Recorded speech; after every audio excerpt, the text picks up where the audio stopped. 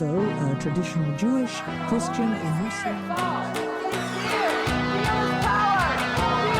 To understand atheist and agnostic. This is Halloween, Halloween, Halloween, Halloween. I think the song goes something like that. More or less, yeah. Yeah. Do you ever listen to Nightmare Revisited? No. It's a great album that came out, I'm going to say 20-ish years ago, with a whole bunch of covers from the soundtrack. Marilyn Manson. Oh, I think Fall Out Boy did a cover. I think so. Korn. I don't know why the rest aren't coming to mind right now. That's fine. Back when, people liked Marilyn Manson a lot more than they do today. Right.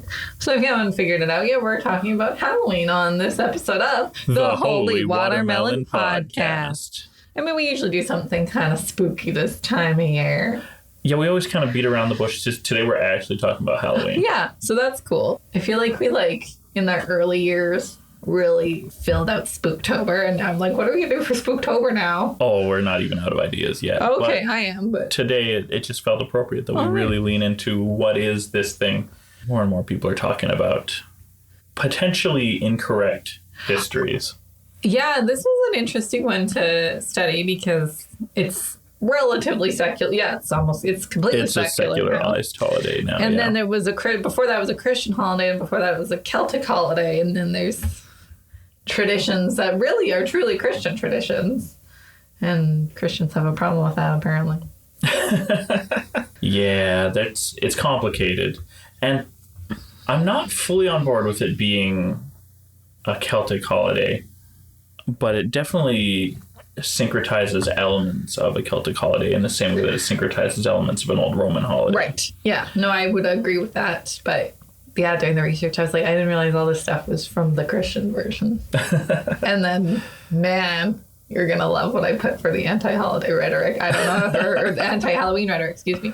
I don't know if you read any of it, but... I did skim it a little bit. I did check your notes. Okay. But only a little bit. All I didn't actually read all of them. Okay, good. I'm curious, before we get into the history, Oh. Is there anything that your family does for Halloween that you want to share with the world? I mean, we have had Halloween parties before, which sometimes do and don't involve dressing up. As kids, we dressed up all the time. I hand out candy. I learned the hard way last year that, because 2 years previous, there was a pandemic. I had learned the hard way last year. There's a ton of kids in our neighborhood, and we had to shut off the lights and close the blinds and pretend we were home because we ran out of candy real fast. And even when I rationed it.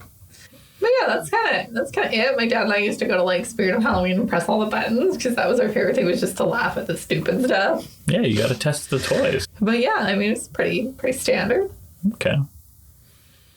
So Summon a demon. No, I'm kidding. I'm kidding. But we'll get to that. Going to church in the LDS tradition, comparing it to a lot of other similar kinds of churches, it is a little different in this respect, that we do celebrate Halloween, but very strictly only in the secular sense. It's not at all part of our liturgy or religious tradition. I mean, there's no reason for it to We're be really. just enjoying the same thing that all our neighbors are enjoying.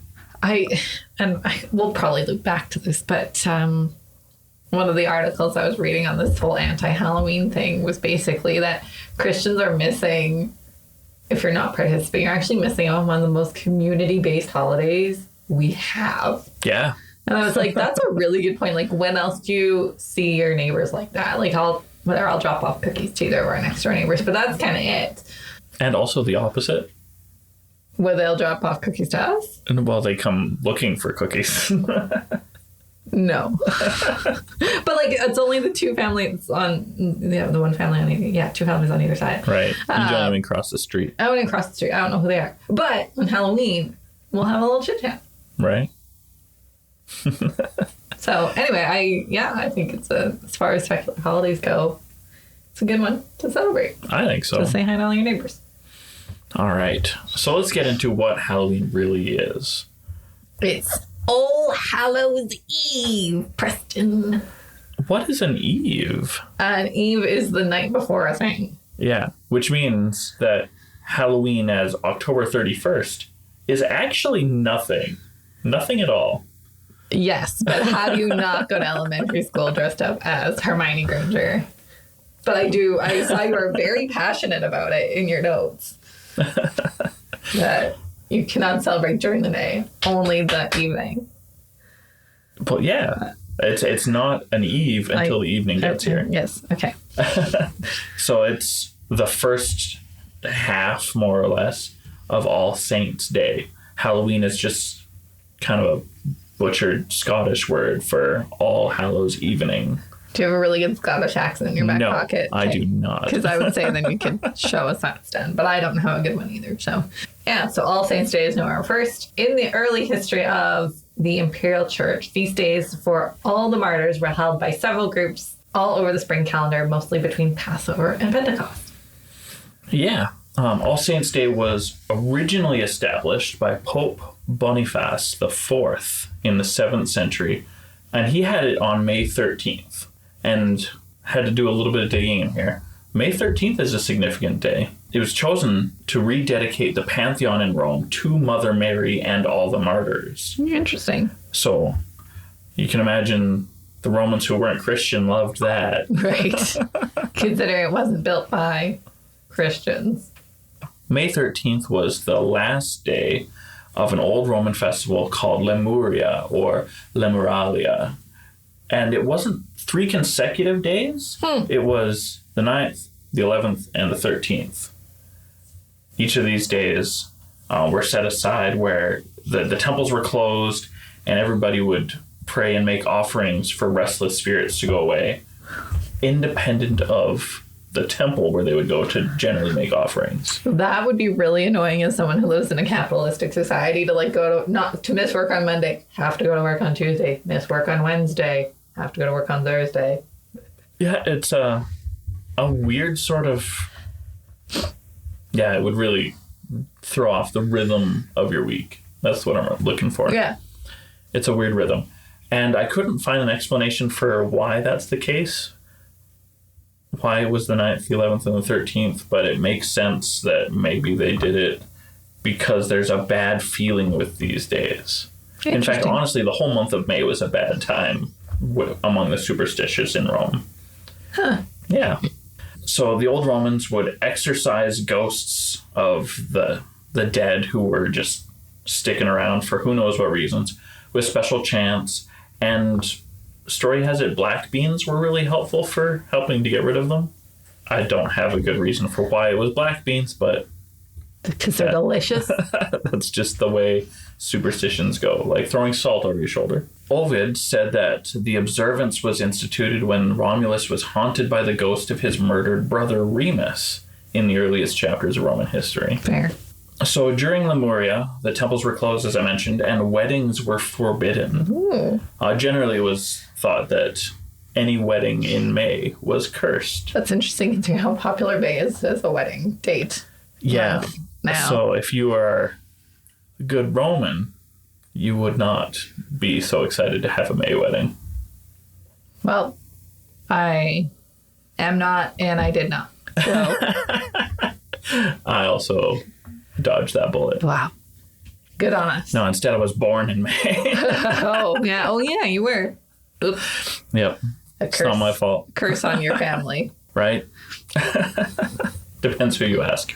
In the 9th century, All Saints' Day was moved to November 1st, possibly by the efforts of Alcuin of Northumbria, who introduced the date for the celebration to the Franks during the reign of Charlemagne after it had widely then been celebrated all over the British Isles for several decades. November 1st was then canonized by Pope Gregory IV in 835 CE. Just kind of this big shift. There was a lot of authority on the west end of Europe at this time, so they just got to impose their traditions on all of the other Catholics. Right, and then I think this is before the Great Schism, so this is like Christianity at large. Yeah, and then this next point is quite interesting, that some speculate that the reason to move to November 1st was to usurp the pagan holiday of Samhain, which makes sense if the British Isles have a lot of power in Christendom at this time. Yeah, usurp feels like a weird word to use here, but I get it. They just want people to stop thinking about it. Right, well, it's like taking over the 13th of May. it wasn't so much as get people to stop thinking about it as let's rebrand ever so slightly this thing you're already doing. But Christian, make it Christian. Yeah. It seems to have worked. Yeah. And a lot of imperial tradition liturgical churches still celebrate All Saints' Day, but most evangelical churches don't. Because of the devil, which we'll get to. Yeah, there's some really weird ideas. We'll talk about that later. So Samhain is an interesting thing. And because it bugs me so much that it's spelt very differently from the way How it's the said. Irish spell their words, yep. We all know absolute a Siobhan. disregard for the alphabet. We all know a Siobhan with a B and an H in her name. So Samhain is not much different for our listeners. It's spelled, if you ever want to Google it, Samhain, Samhain. I'm really grateful for the Manx people from the Isle of Man. They spell it in a way that you would say it right when you read it. Sauin. Ridiculous. And for some reason, it's just the Manx people. Nobody else can agree that spelling it the way it's said makes sense. It's also known as Calan Gaeaf among the southern Breton Celts. I've never heard that term before, but... And the Welsh, the people from that southern end of... Preston's wiggling. You can't Great Britain. see it because it's an audio format, but he's showing me where on an imaginary map Yes. where the southern Britons are. You know, the people of Brittany in the south of Celtic origin. Yeah. It makes perfect sense. I'm right there with you, It's Preston. a great label. Though, yeah, not a popular label among all anthropologists. So Samhain is an ancient festival that was celebrated among the early Celtic people before Christian imperialism made it unpopular. And thanks to the way they very effectively buried pre-Christian history, a lot of it is a little fuzzy, but we do have some things that were generally accepted as facts. It is still celebrated by modern-day Wiccans. Definitely important to note that Halloween as we see it today was started in about the mid-1800s, more or less. The popular Reconstructionist Wicca started in the 1950s. It's like 100 years apart, with Halloween being the older one. This will be an important fact later. Yeah. And Wiccans are generally the largest of the groups who claim Samhain has been abused by the existence of Halloween. Because of the time of year, in a very normal cycle of death and rebirth, it was believed that those who had died during the year departed to the other world on Samhain, and those who were long dead could come back for a visit. That's kind of nice, right? Yeah, there's a lot Except for when you're dead, suck. I mean, there's a whole ancestor tradition in the Far East, so... Yeah. I mean, this is not terribly far from ancestor worship, but it is different. Reverence is a nice thing sometimes. Yeah. Samhain was the time to gather to make offerings to the fae folk or gods to secure safety in the winter months and to have a little gratitude for the harvest as well. Texts from about 1,000 years ago say that this day was when they opened the burial mounds. It makes sense that maybe this is because it's a lot easier to do that when the ground's not frozen. Also not piping hot because bodies. Are we opening an existing burial mound? I guess. Yeah. So in the summer, that would smell. Yeah, it really would. So opening the ground was seen as allowing the fae folk of the underworld to have passage to our world. And it doesn't take a big leap to get to the ghosts of the dead returning for a visit as well. And some scholars insist that a form of caroling was part of this tradition from more than 500 years ago. Sweet. Yeah. And as Preston said, there's very little known for sure about these ancient practices because most of what we have is just conjecture from anthropologists and archaeologists trying to make sense of relics and burial sites and half-remembered stories recorded long after the Christian conquest. Yeah. The Celtic calendar, like the old Hebrew calendar, had days begin and end at sunset. It's a little different from our hard and fast. The day begins at midnight. And that's how we get the eve of the day. You know, day starts in the evening. And then you go to sleep. And then you get the rest of the day. It's kind of like a Spanish siesta in the middle of your day. I kind of like that. Yeah. Oh, interesting. Confusing is when you're so far north and that changes, but Well, then you've got a lot more of your day before you go to bed. Yeah, this far north, it's very inconvenient. When the sun sets at 3 in the afternoon, that's a bit of a bummer. Did you know we're on the same latitude as Dublin, Ireland? So they would have similar... That's pretty great. Yeah, similar. I've never made that comparison, but that makes sense. Yeah. And yet our winters suck so much worse. Because they're on the coast. Yeah. So the Celtic Islanders in particular like to keep things simple. So the dark half of the year started November 1st. Instead of trying to remember if it was the 20th, 21st, 22nd, 23rd for the solstice or the equinox, it's just like, no, let's cut the year in half, dark half, light half, November 1st. Bam. Having the day start at sunset instead of midnight gives us this opportunity to celebrate the new year, or the new part of the year, and the darkness on October 31st. Cool. On the current calendar, with the old calendar mapped onto it. Yeah. I'm there with you. Yeah. I get it. That's cool. Yeah. And so we have the eve. So let's take a look at some of these practices That are shockingly more Christian than almost everything to do with Easter. A lot of them, yeah. You're going to have to say that on the mic again. Yeah. Which we know of the secular Easter, the only thing that's Christian is the bunny. I mean, there's also the whole resurrection of Jesus. Yeah, but we ignore that part. Okay. Whereas literally everything in Halloween is Christian. Maybe not quite, but there's lots. So jack-o'-lanterns, do you carve pumpkins? I have carved pumpkins. I haven't done it in a long time. All of a sudden it's like Halloween. And I'm like, oh. Yeah.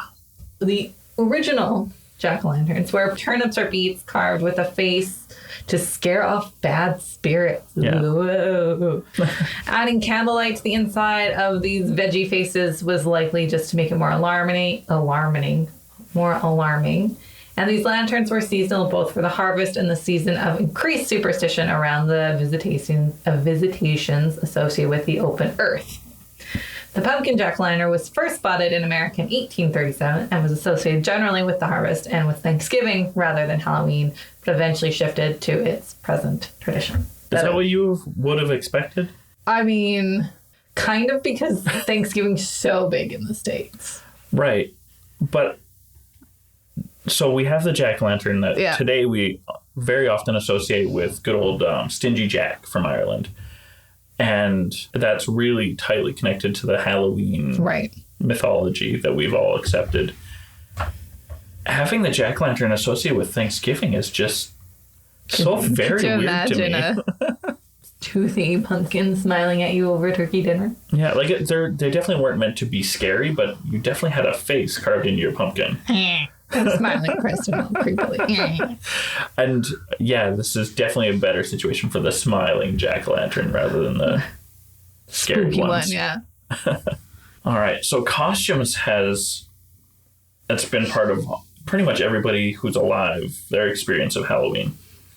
And I think it's really interesting. Costumes on October 31st is definitely not originally a Christian practice, but it kind of fits a little bit. It was a part of the pagan non-Christian practice that the Celts believed that during the time of Samhain, all these spirits of the dead returned to the earth for a visit. And sometimes you didn't want to be recognized by your dead. Fair. And so these costumes helped. Just don't get recognized and you can go about your business and do as you please. It's kind of great. Sometimes you would also have people who would dress up as their dead to cause a little bit of mischief, but I don't think that was the majority of practice. Fair enough. This one I love that is actually quite rooted in Christianity is the macabre. So, like, spooky, gross things are actually Christian. Well, you're telling stories about the dead, and you've got this great opportunity of the darkness. You can tell scary stories around the campfire. And man, did we lean hard into it. Well, and this goes back to All Saints Day, where it was the time of year where you would worship and venerate all saints. And so this was a great opportunity to bust out all of those holy relics. And if you were following our Discord when I went to Portugal, or if you listen to our episode, You Want a Piece of Me, you'll know that holy relics are literally just piles and piles and piles of bones and teeth. And sometimes some of these bones still have skin on them. Yeah. That's not less gross. No, it's actually more gross, Preston. So this, he still does it. My dad has a little graveyard. He digs out in his yard. Well, those bones come from the tradition of pulling out all these martyr and saint bones on November 1st. Man, people are gross. Yeah. You like severed heads for Halloween, Preston? I know of a guy who has more than one. I know. Maybe the severed head you have on display for Halloween is one of John the Baptist. Who knows? They could be. Other spooky symbols from Christianity as well. The skull is often a reference to Calvary and is a memento mori, as they say in the art world, a reminder of your own mortality. And so that's a parallel symbol in Christianity. It's used in Christian artwork to remind you of your death and to repent. Right. And zombies. Zombies are a little Christian. A little Christian. Tell me more. I'm just reminded now of one of our former guests, Dr. Glenn, leaning hard into the idea that Jesus was a zombie for one of his Halloween costumes one year. Showed us pictures in class one day. It was great. Nice. And he mentioned zombie Jesus in his episode with us. Yeah. Too. So, I mean, there's plenty of argument online about whether Jesus was a zombie, but that's not really important right now. No, we're straying actually from where we get the idea of zombies in Christianity. Well, so hoodoo and voodoo, particularly in the Christian overlap with the African tradition, zombies are really popular. They're certainly seen as a very bad thing in the African tradition, but we've really come to enjoy this idea in the West, even though obviously nobody wants to be a zombie, except for Halloween. Right. And Christian apocalyptic literature also speaks of the dead rising from their graves, and it's super easy to interpret that in the worst possible way. I mean, I guess it just depends on how you define a zombie. If it's a reanimated dead thing, then yeah, that's a zombie. Maybe they look great. Maybe they have bits falling off of them, but it depends what you're defining zombie as. A loose definition of zombie could include literally everybody who's come back from the dead, even in all of the glory of life. There you go. And then all of this, and it's funny that you mentioned our friend Dr. Glenn, because he said the devil wouldn't exist without Christianity. So if you think this is a satanic holiday, you're probably a Christian because it doesn't exist anywhere else. I think he specifically said that Satanism is like in between the lines of Christianity. Yeah. Where the void in Christianity is Satanism fills. And yeah, that's exactly right. Great way of wording it. So yeah, even the adversary that we see in the Jewish tradition is not the same Christian devil. But anyway, I've heard so many stories of there's so much violence on this dark night before the All Saints' Day. And that's, from most of what I've seen, that's pretty recent stuff. People looking to it, what's the word I'm looking for? Exploit the opportunity to wear a mask unquestioned, rather than being a precursor to modern Halloween. Right. But trick-or-treating is a great thing. I love trick-or-treating. Right? We've talked about trick-or-treating a little bit already. I've spent my last couple Halloweens with you, so we just see the same phenomena of kids. Yep. Yeah. We'll order pizza, put on a semi-spooky movie, and take turns answering the door. Yep. That's great. Yep. So, All Saints' Day is a mandatory holy day commemorating the souls stuck in purgatory, and often the baking and sharing of soul cakes is believed to be the origins of trick-or-treating. Yeah, when I first saw this, I thought it was a little bit weird, but I looked into it more, and it's like, actually, this adds up. Yeah, Yeah. So keep going. So children would go through the neighborhood and collect soul cakes, and in return for the soul cakes, they would give prayers for the dead. Similar to hot cross buns, these soul cakes were marked with a cross. So another Halloween tradition that is Pretty Christian. Yeah. So I had to go digging into this and discovered that the phrase trick or treat Is relatively new. Yeah, really quite new. It started in Ontario, Canada. Thanks for that. Started in Ontario, Canada in 1917. But the North American practice of dressing up and banging on doors does date back only a handful of years in the same area. Wow. Yeah. Apparently this wasn't a thing in the United States for very long at all. It's much more popular here. And it's weird that it took this long to cross the pond, because it has been a thing in the British Isles and Europe a little bit, as known as guising. We didn't call it trick-or-treating because no one was saying trick-or-treat. Yeah. But yeah, date could be as early as 1500s, maybe even a little earlier than that. But the phrase trick-or-treat didn't become popular in the UK until E.T., the extraterrestrial, was released. Wow. Yeah. And so the term made it across the pond that way. Yeah. That's interesting. Yeah. So we inherited knocking on doors from them and saying, hey, give me your candy. But we gave them the better part. The better part. I don't know. I think getting the candy is the better part, Preston. I'll say whatever the fuck you want me to say for that candy. Yeah. So there was going around for cakes, then the wearing of masks, and then violence, and then the, hey, you can pay me for not being violent, and then trick or treat. Now, when I get Halloween candy, the question is debit or credit, and I go debit, and then I get the candy. There's getting to be a lot of advocacy lately that I've seen online that don't worry about the age of the person knocking on your door for candy. Absolutely. I've said this even when I was too young to say it. Sure. Because I was quite an old trick-or-treater. I'm like, I could be out at some party half naked with a boy, but no, I'm here dressed as Princess Jasmine asking for candy. Right? I could be doing a lot worse stuff. Yeah. Give them the candy.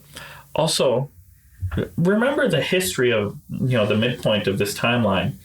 If you say no to somebody who's asking for candy with the threat trick or treat, maybe give them what they're after. Right, especially when they're old enough to drive and buy eggs. Yeah. Yeah.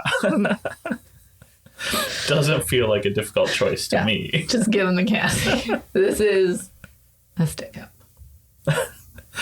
So the timing for me scrolling through our notes and you saying this is a stick up brought Jose Jalapeno on his stick into my mind. Because the next section feels a little Mexican. Okay. As problematic as everything I've just said may be. Yeah. It makes sense. Problematic. All right, well, I'll just let you take it away then. With full judgment. I want to talk a little bit about the Day of the Dead. Like we talked about before, October 31st is nothing at all, except once that sun goes down, All Hallows Eve, which of course is the eve of All Saints Day, the first half that happens to be evening. Because November 1st is All Saints Day. November 2nd is All Souls Day, for those dead who aren't so good as to be called saints. So a day for all of the dead. And is the core Day of the Dead, November 2nd. And, some people may celebrate a little more loosey-goosey because holidays don't need to be established legally for them to be enjoyable and meaningful. Oh, wait till we get to the legalities of Halloween. I found... Perfect. I don't know if you read that far, but I did not. There's some legalities around Halloween that we'll get to. So what we see as the Mexican Day of the Dead was a syncretic invention popularized by Mexican President Lázaro Cárdenas del Rio in the 1930s to promote Mexican nationalism. Ooh. Nationalism in the 1930s, Katie. That sounds a little problematic. Who else do we know who's famous for nationalism in the 1930s? Is it Hitler? We got Hitler, we got Mussolini, we got Francisco Franco. Probably Salazar in Portugal. Yeah, I mean, nationalism in the 30s was a big thing everywhere, and it was always bad news because nationalism is always bad news. Always bad news. Quote us here. So anyway, Lázaro Cárdenas del Rio decided that the Aztec ideal was the important foundation for this nationalism because, you know, they didn't have Aryans. Much like Hitler didn't have Aryans, but he didn't know that. But there was an idea of this superior. Yeah. And the Aztec cultural identity was going to be their anchor and their foundation. It was going to be great. And the Day of the Dead was the day to celebrate those great Aztec people who had gone before them. Definitely not the dead of Spanish descent. They were not important in this movement. Yay! That's not problematic. Like many holidays, thankfully the Day of the Dead lost its nationalist meaning for most people, and just kind of got worked into what is effectively the popular Catholic expression, which is great because we don't need Nazi holidays. Nope.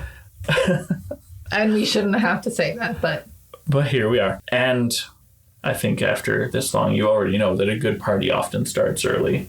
And so for a lot of people, especially in the secular tradition that have no concern for saints, November 1st is part of this Day of the Dead celebration, where sometimes you'll start on Halloween and go for 2, sometimes even 3 days celebrating the Day of the Dead. I mean, you need that hair of the dog after Halloween night.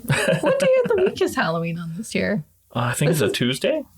Probably coming out way too close to Halloween for me to not know that. So, Preston, you told us you celebrate Halloween. Yeah.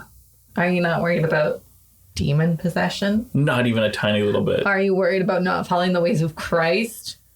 By celebrating Halloween? Yeah. Not an issue for me. I think it might have to be. So, I'm going to tell you. Preston says he's only skimmed this. I'm going to give you some hot takes, and I want your opinion on it. Perfect. So, I like this format. Some of this is information, which I'll get through, and then we're going to get some hot takes. So it's pretty controversial.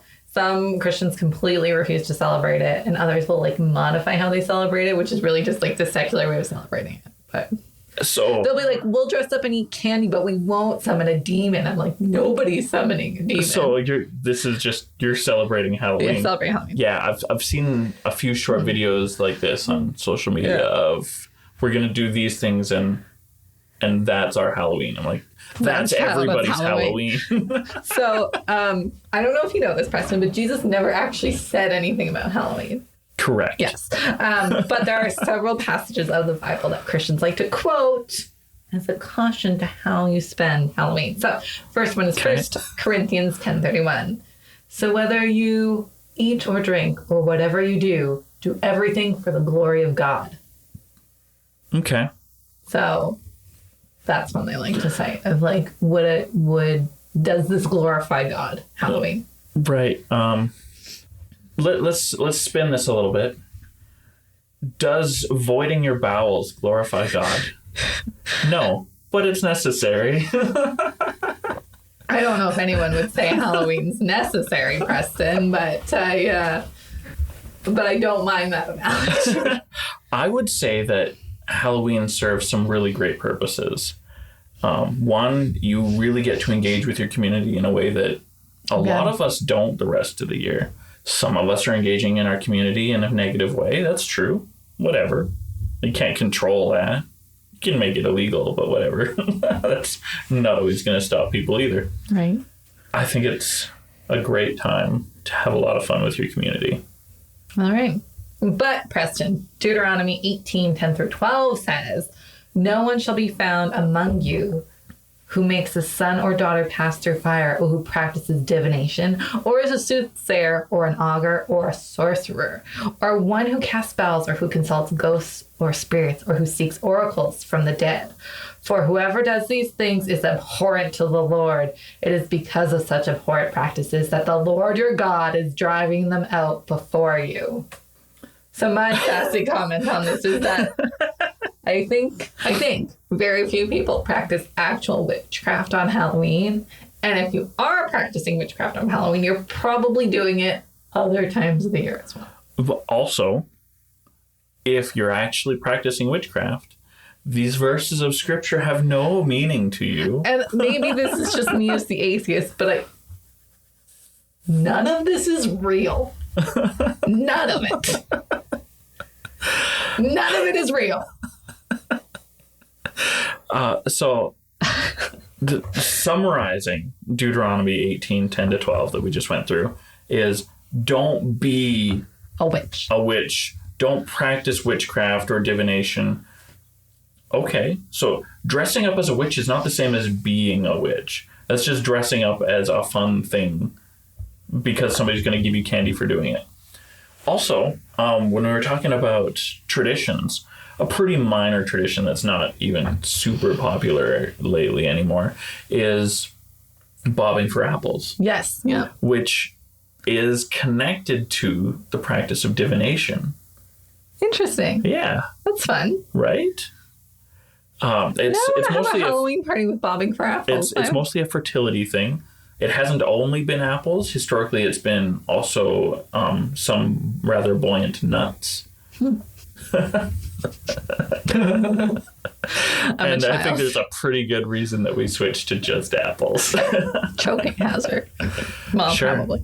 But Preston, FocusOnTheFamily.com says that Halloween has an unhealthy fascination with evil and that it contains sinister influences and promotes behavior that present troubling realities for families. It wasn't more specific than that, but that's what it said. So I've spent time with the sorts of people who write for Focus on the Family. And I'll tell you, they have an unhealthy fascination with evil. We're going to get to even more of that. But to your point about dressing up as a witch does not equal being a witch. Right. Romans 13:12 says, "The night is far gone, the day is near. Let us then lay aside the works of darkness and put on the armor of light." And a lady who quoted this passage of the Bible said, "Is celebrating a dark holiday something a child of the light should be doing?" What about this holiday is dark? All the dead things. That we got all those dead things from Christianity, Preston. Yeah. All of the dead stuff is from Christianity. The dead saints and all of their bones from Christianity. Anyway. I'm getting it. You're not on Preston's hot And take. Christian theology doesn't deny the possibility of ghosts coming and hanging out where people are. They just say, hey, let's be helpful. Let's get them from this stage to the next. So one article, this is just dumb shit. One article said that Samhain is the Celtic god of death. That's actually Arwen. Samhain is a festival. Yeah. Anyway. Yeah, there's nothing more complicated or entertaining to say about that. It's just wrong. When you dress up for Halloween, Preston, you give the devil the legal rights to change your identity. All right. That's a really interesting turn of phrase. Legal rights to change your identity. The devil. I'm not an expert on the Canadian legal code, but I'd be surprised if any nation on this planet gave legal rights of any kind to Satan. And it's so hard for me to legally change my own identity. It's not like just carte blanche to some rando that the government doesn't believe exists. Here's another one. Wearing a costume in celebration of Halloween signifies that you allow Satan to own you. So I put on a little helmet and make myself look like MODOK for a couple hours one night. Or 3 nights a year, as the case may be. And that action allows Satan to own you. Who comes up with this? Again, Satan doesn't exist without Christianity, so Christians came up with this, but not in the Bible. Correct. No, There's no biblical reason for this. that one killed me. This one I love. Halloween is Satan's Christmas. I mean, it's a lot easier to get laid at a party on Halloween than Christmas. There's a lot more Halloween-related violence historically, but that's not because people are celebrating Halloween. It's because they're taking advantage of opportunities. Yeah, Satan's Christmas feels like a really weird label for this Christian holiday. This one made me mad. I hope you pick up on it too. God is a god of life, but Halloween focuses on death.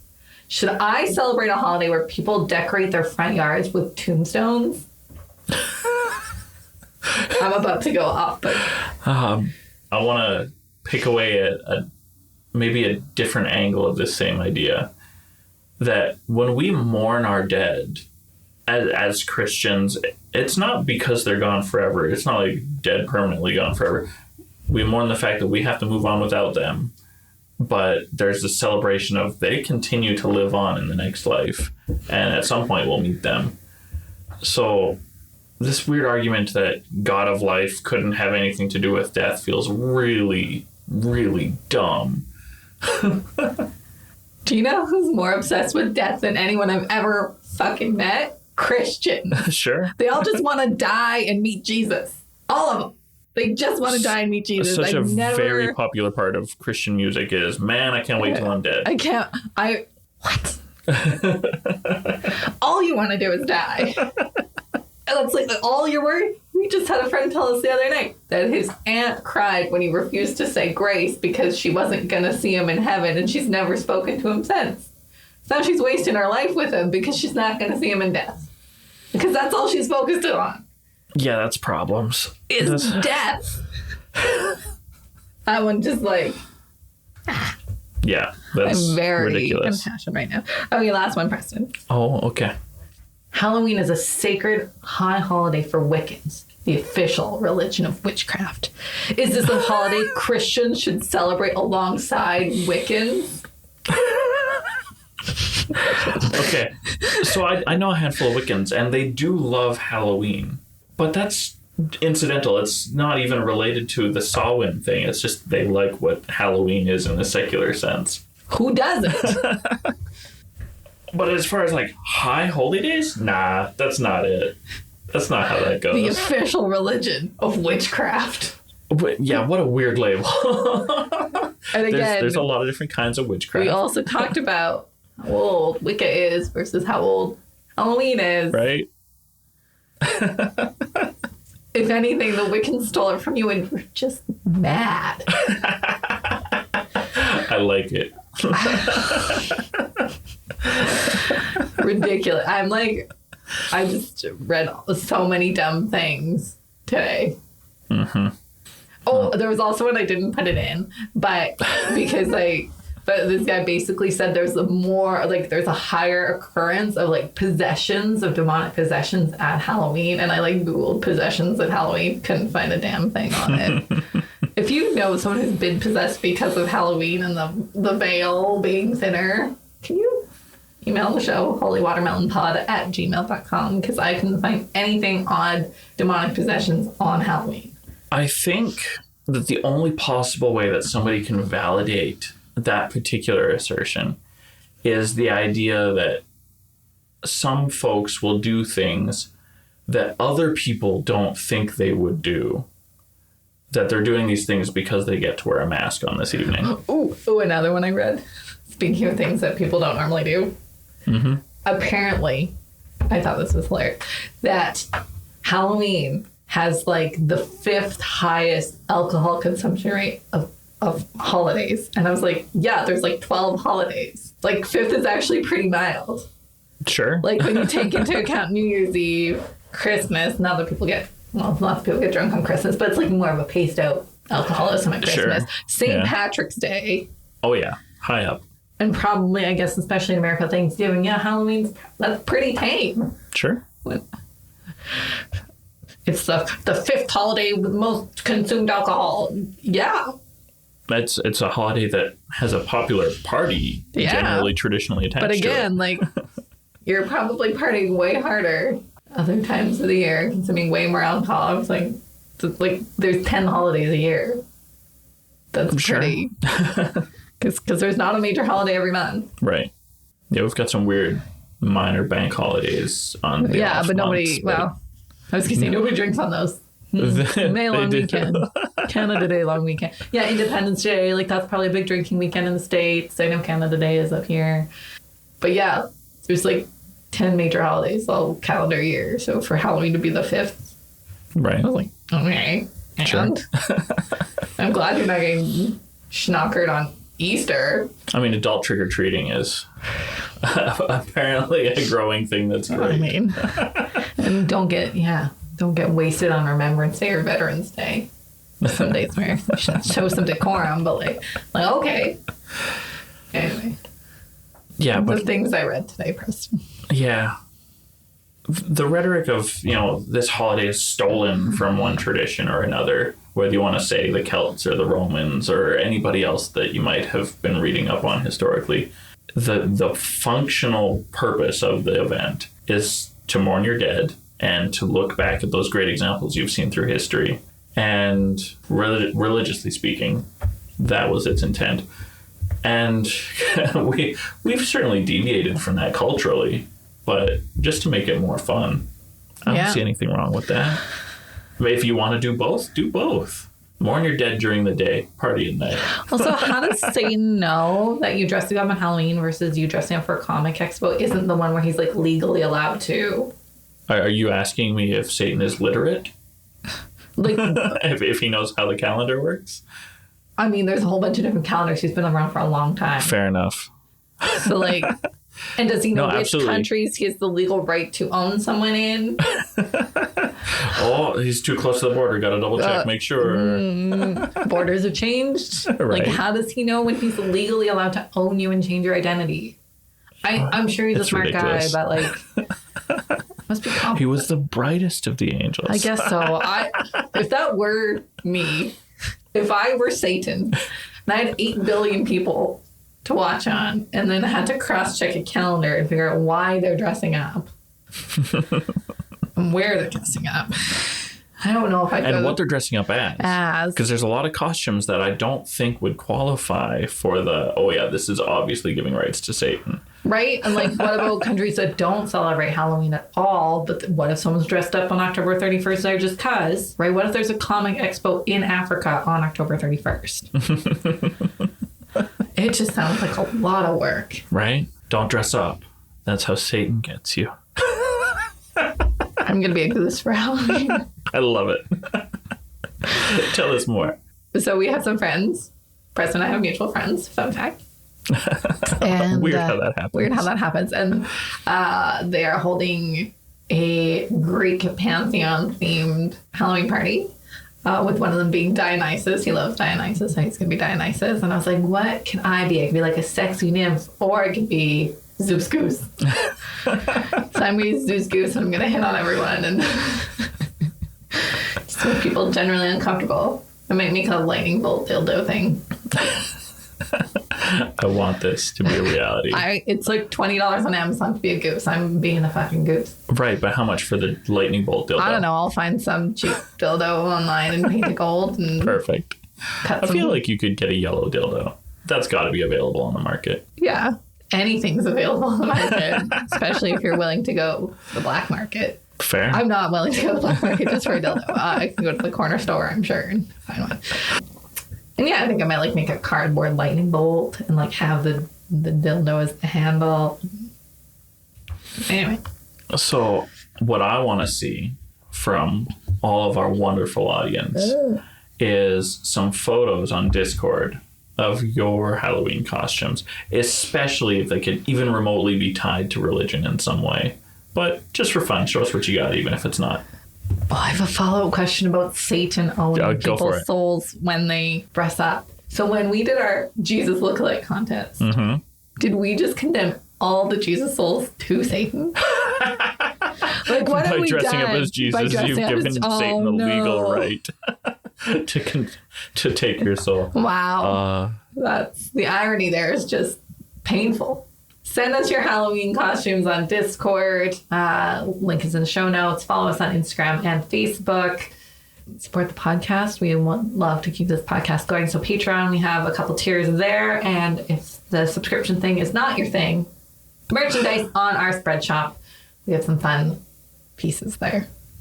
Thanks so much for joining us. Have a happy Halloween, and peace be with you. By the late Middle Ages, the Christian Protestant had fulfilled its